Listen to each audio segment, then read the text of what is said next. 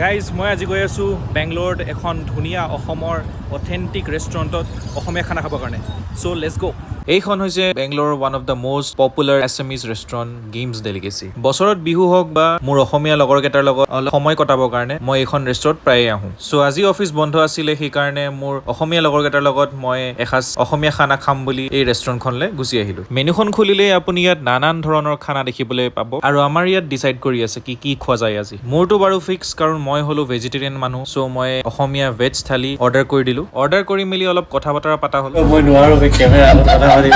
এই বোলে কেমেৰাৰ আগত কথা পাতিব নোৱাৰে, সেইকাৰণে অলপ কেমেৰাটো দূৰ কৰি পেলাই আমি আকৌ কথা বতৰা আৰম্ভ কৰিলোঁ। দিয়ক পিছে মোৰ এতিয়া ভেজ থালি আহি গ'ল আৰু এটাৰ পৰা এটা অথেণ্টিক অসমীয়া ডিছ আহিছে এই থালিখনত। এতিয়া ৰোৱা ৰৈ চিষ্টেম নাই, বাছ খাই যাব লাগে আৰু। ইহঁতৰ এতিয়ালৈকে নন ভেজ আইটেম কেইটা অহা নাই, চ' সেইকাৰণে একশ্যন দি আছে এতিয়ালৈকে। ইমানে ভোক লাগি আছিল কি ইহঁতৰ কাৰণে মই ৰখিবলৈ পাহৰি থাকিলোঁ। অকলে খাই দিলে দাদাই।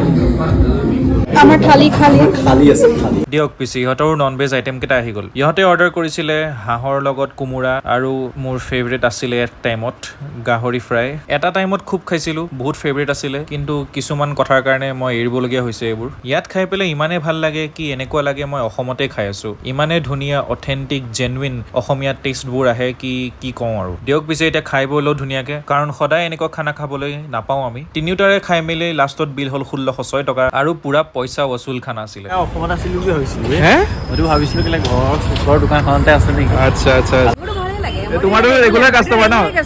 একদম বঢ়িয়া বনাইছিলে, একদম বঢ়িয়া বনাইছে, একদম অসমৰ ফিল নিচিনা লাগি গৈছিলে।